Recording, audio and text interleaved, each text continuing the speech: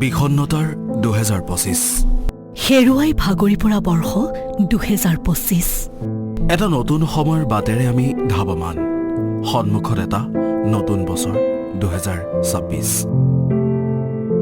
এই শুভংকৰ যাত্ৰাৰ প্ৰাক্ষণত আদৰাৰ আনন্দৰ ধামখুমীয়াৰ মাজতে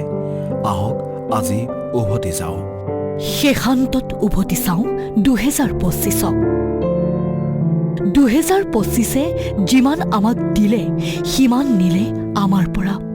আমাৰ সাহিত্য সাংস্কৃতিক জগতৰ বহু প্ৰথিতযশা পুৰোধাক আমাৰ পৰা কাঢ়ি নিলে এই বৰ্ষটোৱে এক কথাত কৰবাত জাতিটোৰ সাংস্কৃতিক মেৰুদণ্ড ভাগি পৰিল শেষ হ'ব ধৰা বছৰটোতেই আহক আজি স্মৰণ কৰোঁ বৰ্ষটোত আমাৰ পৰা আঁতৰি যোৱা সেইসকল অসমীয়াক ৰাজীৱ শদিয়া জাতিক ভালপোৱা মাটিক শ্ৰদ্ধা কৰা বিপ্লৱৰ গীত গাই ফুৰা এই মাটিৰ শিল্পীজনেই আছিল ৰাজীৱ শদিয়া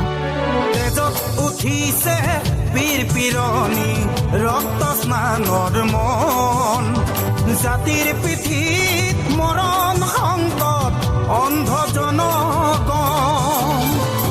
13 জানুৱাৰী 2025ত আমি হেৰুৱালো এই বিপ্লৱী কণ্ঠ যাৰ গীতে কঠোৰ সমালোচনা কৰিছিল ক্ষমতালোভীসকলক যাৰ গীতে সজাগ কৰিছিল অসমীয়া জাতীয় সত্তাক তেওঁ ৰাজীৱ শদিয়া মৰণোত্তৰভাৱে ৰাজীৱ শদিয়া হৈ পৰিছিল অধিক জনপ্ৰিয় অনুভৱ তুলসী অসমীয়া কাব্য সাহিত্যত এটা নতুন যুগৰ সৃষ্টি কৰা কাব্যসাধকসকলৰ ভিতৰত অন্যতম আছিল অনুভৱ তুলসী কবিতাৰে কেৱল সৰ্বভাৰতীয় পৰ্যায়ত নহয় বিশ্বৰ প্ৰেক্ষাপটত অসমীয়া ভাষাক উজ্বলাই তোলা এই অনুভৱ তুলসীক আমি হেৰুৱালো এই বৰ্ষৰ 1 জুলাইত হেমন্ত দত্ত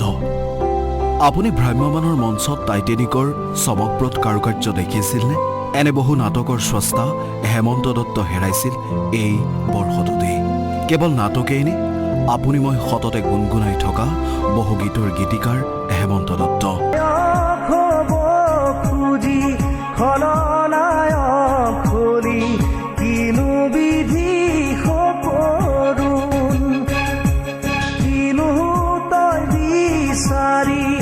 আজি কিনো পালি বুজিবলে আছে 11 আগষ্টত আমি হেৰুৱালো প্ৰথিতযশা পুৰুষজনক 30ৰো অধিক গীত 100ৰো অধিক নাটকৰ সম্ভাৰ দি যোৱা হেমন্ত দত্ত আছিল এগৰাকী প্ৰসিদ্ধ অভিনেতা পৰিচালকো গায়ত্ৰী হাজৰিকা নিজানত শুনিব পৰা এটা গীতৰ নাম আছিল গায়ত্ৰী হাজৰিকা সুকোমল সুৰেৰে মন মগজু আপ্লুত কৰিব পৰা এটা নাম আছিল গায়ত্ৰী হাজৰিকা হৰা পাতে পাতে ফাগুন নামে পলাশৰে ৰং ৰাঙলী সুলমেত শেষ হৈছিল এই সুৰীয়া যাত্ৰাৰ বহু জনাদৃত গীতৰ আঁৰৰ কণ্ঠটো যেন স্তব্ধ হৈ পৰিছিল সৰাপাতৰ আৰে আৰে ফাগুন নমাৰ কথা কোৱা গায়ত্ৰী হাজৰিকায়ো যেন হেৰাই গৈছিল এই অভিশপ্ত বৰ্ষটোতেই ৰামচৰণ ভঁৰালী নাগাৰা নামৰ পিতামহ খ্যাত ৰামচৰণ ভঁৰালীৰ মহাপ্ৰয়াণ লোকসংস্কৃতিৰ বাবে কিমান ক্ষতিকাৰক সেয়া নতুনকৈ কোৱাৰ প্ৰয়োজনীয়তা নাই এটা লোকসংস্কৃতিক সমগ্ৰ ৰাজ্যৰ মাজলৈ উলিয়াই অনাৰ ক্ষেত্ৰত এইগৰাকী লোকসংস্কৃতিৰ পূজাৰীয়ে কৰিছিল অহোপুৰুষাৰ্থ 6 নৱেম্বৰত শূন্য হৈছিল নাগাৰা নামৰ চোতাল হেৰাই গৈছিল নাগাৰা নামৰ ভূতাতৰা দীপক শৰ্মা এটা চিনাকি বাঁহীৰ সুৰ হেৰাই যোৱা বৰ্ষটোও আছিল 2025 এটা বাঁহীৰে জগত যাত্ৰা কৰা দীপক শৰ্মা আছিল অন্যতম এগৰাকী বিশিষ্ট বাঁহীবাদক যাৰ সুৰীয়া সোপানে 7 সাগৰ 13 নদীৰ সিপাৰেও সৃষ্টি কৰিছিল মূৰ্ছনা এনেকৈ আমি ক্ৰমশ হেৰুৱাই গলো এই বছৰটোত আমি হেৰুৱালো অসমীয়াৰ হৃদয়ৰ স্পন্দন শৈশৱ কৈশোৰক যাৰ গীতে নিচুকাইছিল যাৰ গীতে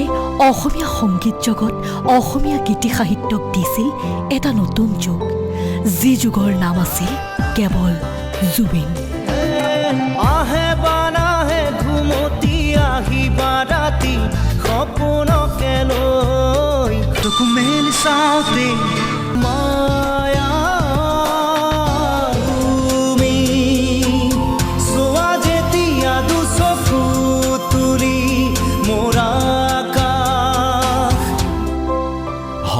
আমি সমআৱেগত কান্দিছিলোঁ। আমি হাবিয়াস কৰিছিলোঁ। অভিশপ্ত 19 ছেপ্টেম্বৰত স্তব্ধ হৈ পৰিছিল অসম। হাঁহিবোৰ হেৰাই গৈছিল, মায়াবিনীৰে ভৰিছিল সৰ্বত্ৰ। সেই দিনবোৰ জানো পাহৰিব পাৰি? কেৱল সেয়াইনে হেৰাই যোৱাৰ তালিকাখন হৈ গৈ থাকিল দীঘলীয়া। লক্ষ্যহীৰা দাস, ফেইলাও বসুমতাৰী, জ্ঞানদা কাকতি, বীণা ভাগৱতী, হীৰা দাসৰ দৰে জনাই অজানাই কেৱল হেৰুৱাই গলো আমি এই বছৰটোতে। সেয়েহে কওঁ